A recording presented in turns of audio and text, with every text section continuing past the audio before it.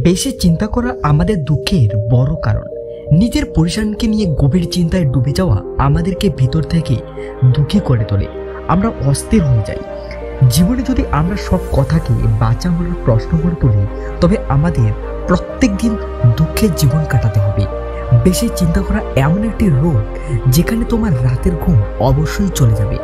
বেশি চিন্তা করা মানুষ সব সময় সর্বদা অস্থিরে থাকে। তুমি তাকে কখনো সুখী ও খুশি দেখতে পারবে না। বাস্তবে তা একটি মানসিক ভারসাম্যহীনতা। এমন মানুষের মন লাগাতার চলতেই থাকে, একের পর এক খেয়াল চলতেই থাকে। এমন মনে হয় যে কিছুক্ষণের জন্য মন থামতেই চায় না। এমন মানুষ সব সময় ভয়ে বেঁচে থাকে।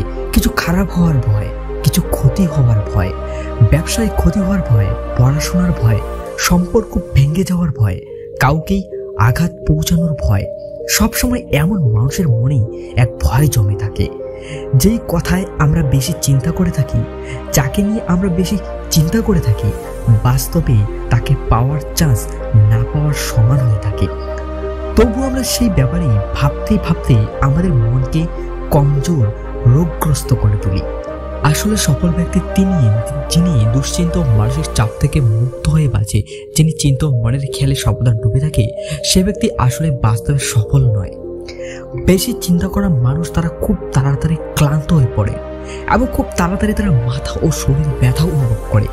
কারণ তোমার শরীর তোমার মনের পিছনে চলে। যদি তোমার মন কমজোর হয়ে যায়, তবে তার সাথে সাথে তোমার শরীরও কমজোর হয়ে যেতে থাকে।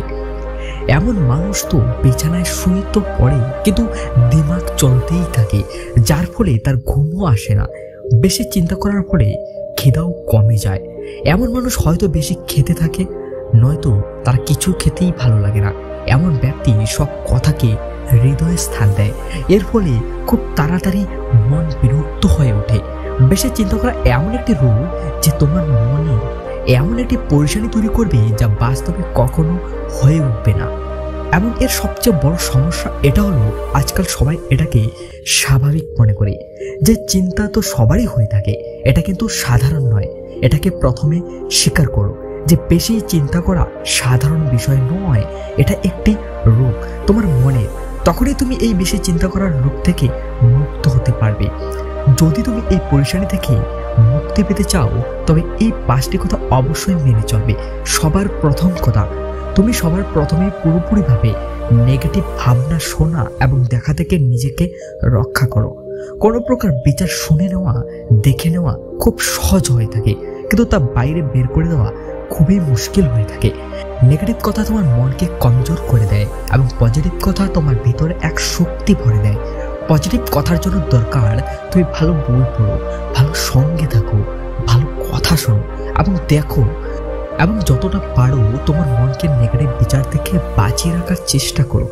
দ্বিতীয় কথা, যেই কাজকে তোমার করতে ভয় লাগে তা করে ফেলো। যদি তুমি ভয়ের কারণে এই কাজটি না করো, তবে ধীরে ধীরে এই ভয় তোমার পুরো জীবনে প্রভাব ফেলবে। ভয় পাওয়া ভুল নয়, ভয় পেয়ে কিছু না করা ভুল কথা। যখন তুমি ওই কাজটি করে ফেলো যেটা করতে তুমি খুব ভয় পাও, তখন তুমি বুঝে যাও তুমি শুধু ফালতু ফালতু ভয় পাচ্ছিলে।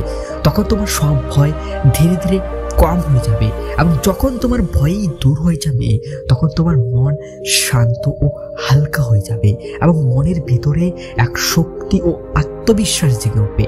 তার মতলব এটা নয় যে তুমি উল্টোপাল্টা কাজ করা শুরু করে দাও। তুমি সেই কাজটি অবশ্যই করো যেটা তোমার ভিতরে ভয় ভীত করে রেখেছে, যেটা করার ফলে তোমার জীবন ভালো হতে পারে। তৃতীয় কথা, সঠিক সময়ে সঠিক মাত্রায় সঠিক খাবার গ্রহণ করো। না তো বেশি খেতে থাকা মানুষ সুখে থাকতে পারে, না তো কম খেতে থাকা মানুষ সুখে থাকতে পারে। কেননা তোমার ভোজন তোমার মনে সোজা প্রভাব ফেলে। এই জন্য বলে থাকে, যেমন অন্ন তেমন মন। যেটা তোমার মন দ্বিধা করে সেটা খেও না, যেটা হজম করতে পারো সেটা খাও। তোমার জানা আছে তোমাকে কি খেতে হবে, তোমার জানা আছে এই খাদ্য তোমার শরীরের ক্ষতি করতে পারে, তবুও তুমি সেটা খাচ্ছ।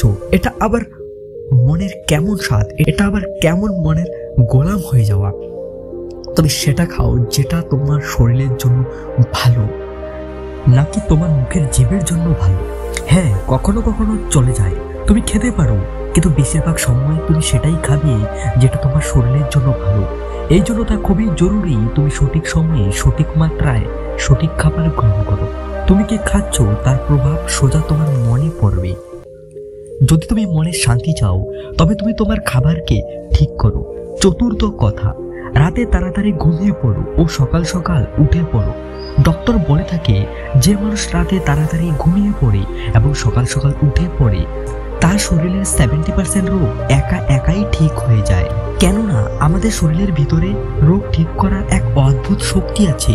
যখনই আমাদের শরীরের পুরো ঘুম মিলে যায়, সঠিক ঘুম পায়, তখন আমাদের শরীর নিজে থেকেই নিজেকে ঠিক করতে থাকে। গভীর রাত পর্যন্ত জেগে থাকা এবং সকালে অনেক সময় ধরে শুয়ে থাকা সেটা তোমার মনের কমজোরের লক্ষণ। রাতে তাড়াতাড়ি ঘুমিয়ে পড়া এবং সকাল সকাল উঠে পড়া তার প্রভাব সোজা তোমার শরীর ও মনের মধ্যে পড়ে, যার ফলে তোমার মনের মধ্যে আত্মবিশ্বাস বাড়িয়ে তুলবে। তুমি নিজের মধ্যে এক শান্ত ভাবনা অনুভব করতে পারবে। পঞ্চম কথা, মেডিটেশন। তুমি রোজ 15 মিনিট ধ্যান করবে, এমনকি 30 মিনিট করা আরো ভালো। ধ্যানকে জীবনের একটি অংশ বানিয়ে নাও। সময় সময় আমরা যেমন আমাদের শরীরকে ঠিক করি, ঠিক সেই রকমই ধ্যানের মাধ্যমে আমাদের মনকে ঠিক করা জরুরি। মন থেকেও নেগেটিভ কথাবার্তা বের করা খুবই প্রয়োজন। মনকেও নির্মল করা জরুরি। এর জন্য এর থেকে বেশি প্রয়োজন নিয়মিত ধ্যান করা।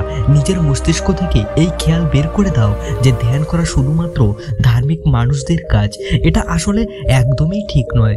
ধ্যান আজ এই চিন্তার যুগে সব মানুষেরই খুব প্রয়োজন। ধ্যান করার ফলে নেগেটিভ চিন্তা একাই কম হতে থাকে এবং লাগাতার ধ্যান করার ফলে তোমার মনে ধৈর্যের সৃষ্টি হয়। নিজেকে অনেক শান্ত ও সুখী অনুভব করতে পারবে। মনে রাখবে, চিন্তা করা এবং বেশি ভাবনা থেকে না তো তোমার চলে যাওয়া সময় থেকে দুঃখ কমে যাবে, না তো তোমার আশা ভবিষ্যতের সময় বদলে যাবে। এই জন্য না তো চলে যাওয়া ঘটনা নিয়ে দুঃখ পাবে, না তো ভবিষ্যতে আসা সময়কে নিয়ে চিন্তা করবে। আজকের সময় তোমার হাতে। তুমি আজ এই সময় তাকে সুন্দর করে তোলো, তবে তোমার জীবন খুশিতে কাটবে।